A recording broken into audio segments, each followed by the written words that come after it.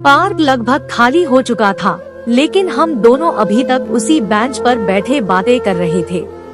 हम एक दूसरे की बातों में इतने खो गए थे कि हमें रात्रि की आहट का भी पता नहीं चला।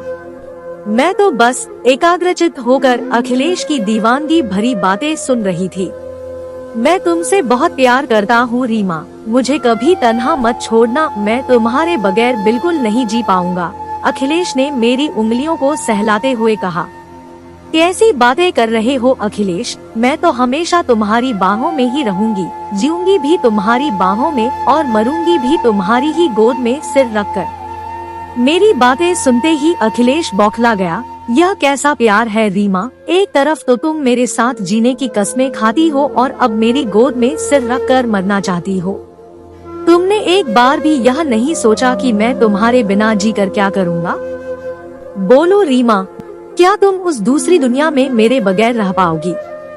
जानती हो रीमा, अगर मैं तुम्हारी जगह होता तो क्या कहता, अखिलेश ने आंसू पोंछते हुए कहा। यदि तुम इस दुनिया से पहले चली जाओगी तो मैं तुम्हारे पास आने में बिल्कुल भी देर नहीं करूँगा, और यदि मैं पहले चला गया तो फिर तुम्हें अपने पास बुलाने में देर नहीं करूँगा, क्योंकि मैं तुम्हारे बिना कहीं भी नहीं रह सकता। अखिलेश का यह रूप देखकर पहले तो मैं सहम गई, लेकिन अपने प्रति अखिलेश का यह पागलपन मुझे अच्छा लगा। हमारे प्यार की कलियां अब खिलने लगी थी। किसी को भी हमारे प्यार से कोई एतराज नहीं था। दोनों ही घरों में हमारे रिश्ते की बातें होने लगी थी। खुशी के मारे मेरे कदम जमीन पर ही नहीं पड़ते थे, लेकिन अखिलेश को न जाने आजकल क्या हो गया था। हर वक्त वह खोया खोया सा रहता था। उसका चेहरा पीला पड़ता जा रहा था, शरीर भी काफी कमजोर हो गया था। मैंने कई बार उससे पूछा, लेकिन हर बार वह टाल जाता था। मुझे न जाने क्यों ऐसा लगता था जैसे वह मुझसे कुछ छिपा रहा है। इधर कुछ दिनों से वह जल्दी शादी करने की जिद कर रहा था। उसकी जिद में छिपे प्यार को मैं तो समझ रही थी, मगर मेरे पापा मेरी शादी अगले साल करना चाहते थे ताकि मैं अपनी पढ़ाई पूरी कर लूं। इसलिए चाहकर भी मैं अखिलेश की जिद न मान सकी। अखिलेश मुझे दीवानों की तरह प्यार करता था और मुझे पाने के लिए वह कुछ भी कर सकता था। यह बात मुझे उस दिन समझ में आ गई जब शाम को अखिलेश ने फोन करके मुझे अपने घर बुलाया। जब मैं वहां पहुंची तो घर में कोई भी नहीं था। अखिलेश अकेला था। उसके मम्मी पापा कहीं गए हुए थे। अखिलेश ने मुझे बताया कि उसे घबराहट हो रही थी और उसकी तबीयत भी ठीक नहीं थी, इसलिए उसने मुझे बुलाया है। थोड़ी देर बाद जब मैं उसके लिए कॉफी बनाने रसोई में गई, तभी अखिलेश ने पीछे से आकर मुझे आलिंगनबद्ध कर लिया। मैंने घबराकर पीछे हटना चाहा, लेकिन उसकी बाहों की जंजीर न तोड़ सकी। वह बेतहाशा मुझे चूमने लगा। मैं तुम्हारे बिना नहीं रह सकता रीमा, जीना तो दूर तुम्हारे बिना तो मैं मर भी नहीं पाऊंगा। आज मुझे मत रोको रीमा, मैं अकेला नहीं रह पाऊंगा। मेरे मुंह से तो आवाज तक नहीं निकल सकी और एक बेजान लता की तरह मैं उससे लिपटती चली गई। उसकी आंखों में बिछुड़ने का भय साफ झलक रहा था और मैं उन आंखों में समाकर इस भय को समाप्त कर देना चाहती थी। तभी तो बंद पलकों से मैंने अपनी सहमति जाहिर कर दी। फिर हम दोनों प्यार के उफंदे सागर में डूबते चले गए और जब हमें होश आया तब तक सारी सीमाएं टूट चुकी थी। मैं अखिलेश से नजरें भी नहीं मिला पा रही थी और उसके लाख रोकने के बावजूद बिना कुछ कहे वापस आ गई। इन 15 दिन में न जाने कितनी बार वह फोन और एसएमएस कर चुका था, मगर न तो मैंने उसके एसएमएस का कोई जवाब दिया और न ही उसका फोन रिसीव किया। 16वें दिन अखिलेश की मम्मी ने ही फोन करके मुझे बताया कि अखिलेश पिछले 15 दिन से अस्पताल में भर्ती है और उसकी अंतिम सांसें चल रही है।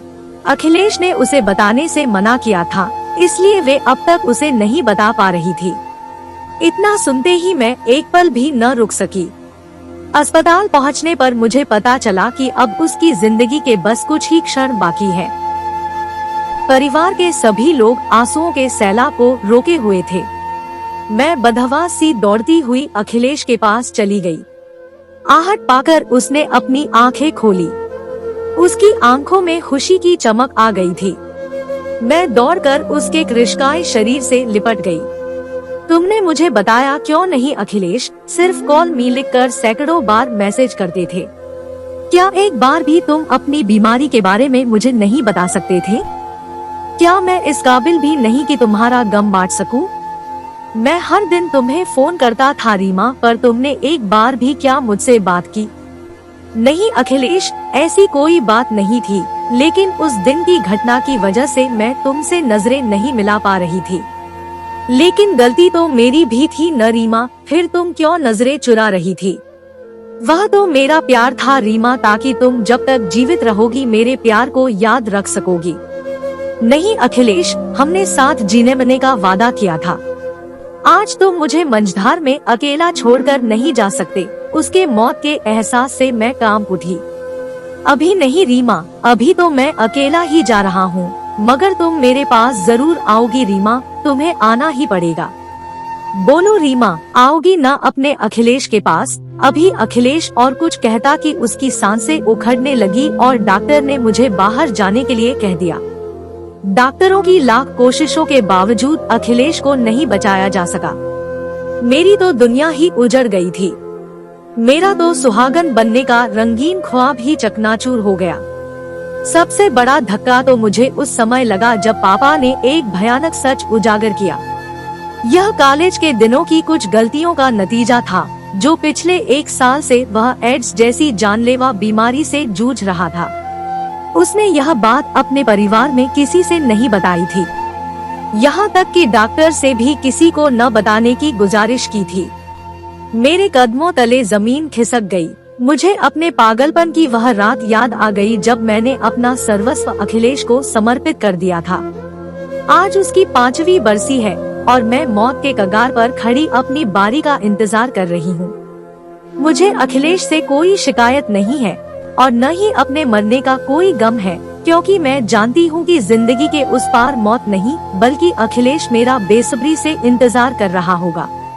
मैंने अखिलेश का साथ देने का वादा किया था, इसलिए मेरा जाना तो निश्चित है, परंतु आज तक मैं यह नहीं समझ पाई कि मैंने और अखिलेश ने जो किया वह सही था या गलत। अखिलेश का वादा पक्का था, मेरे समर्पण में प्यार था, या हम दोनों को प्यार की मंजिल के रूप में मौत मिली, यह प्यार था। क्या यही प्यार है? क्या पता मेरी डायरी में लिखा यह वाक्य मेरा अंतिम वाक्य हो। कल का सूरज मैं देख भी पाऊंगी या नहीं, मुझे पता नहीं। आशा करती हूँ कि ये कहानी आपको पसंद आई होगी। इस पर आपकी क्या राय है, हमें कमेंट करके जरूर बताएं। कहानी पसंद आई हो तो लाइक और शेयर करना बिल्कुल ना भूलें। चैनल पर नए हैं तो चैनल को सब्सक्राइब जरूर करें। कहानी सुनने के लिए आपका बहुत बहुत धन्यवाद।